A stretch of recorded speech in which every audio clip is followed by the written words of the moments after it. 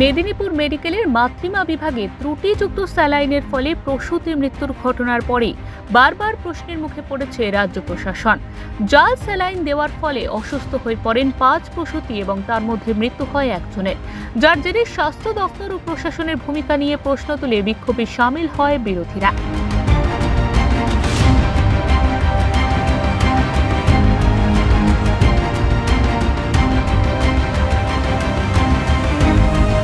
ছেলে হওয়ার পরে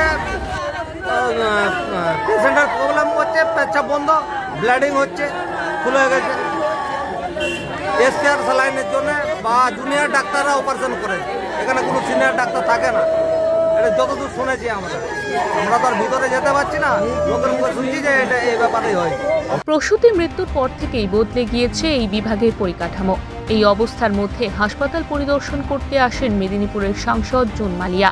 তিনি জানিয়েছেন, রাজ্যের স্বাস্থ্য দপ্তরের 13 জনের একটি দল এই বিষয়ে তদন্ত করছে। তারা রিপোর্ট দিলেই কঠিনতম শাস্তি দেওয়া হবে অভিযুক্তদের। উচিত এবং আমি দেখে এসেছি, জেনারেল ওয়ার্ডে দেখলাম মায়েরা যারা আছেন, মা এবং শিশুরা সবাই মোটামুটি ঠিকঠাক আছে, ভালো আছে। এনএস আর আরএল যে ড্রিপ চলছে আপাতত, সেগুলো বাইরে থেকে কিনে আনা হচ্ছে। আজকে আমার মনে হয় আজ বা কাল আমাদের মাননীয় মুখ্যমন্ত্রী উনি নিশ্চয়ই একটা প্রেস কনফারেন্স করে আপনাদের আর সবাইকে অ্যাড্রেস করবেন।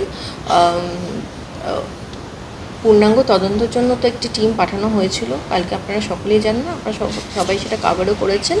তো মাননীয় মুখ্যমন্ত্রী বলেছেন যে অ্যাজ সুন অ্যাজ কমিটি যারা এসেছিলেন তারা যখনই রিপোর্ট দেবেন সঙ্গে সঙ্গে স্ট্রিক্টেস্ট অ্যাকশন উনি নেবেন।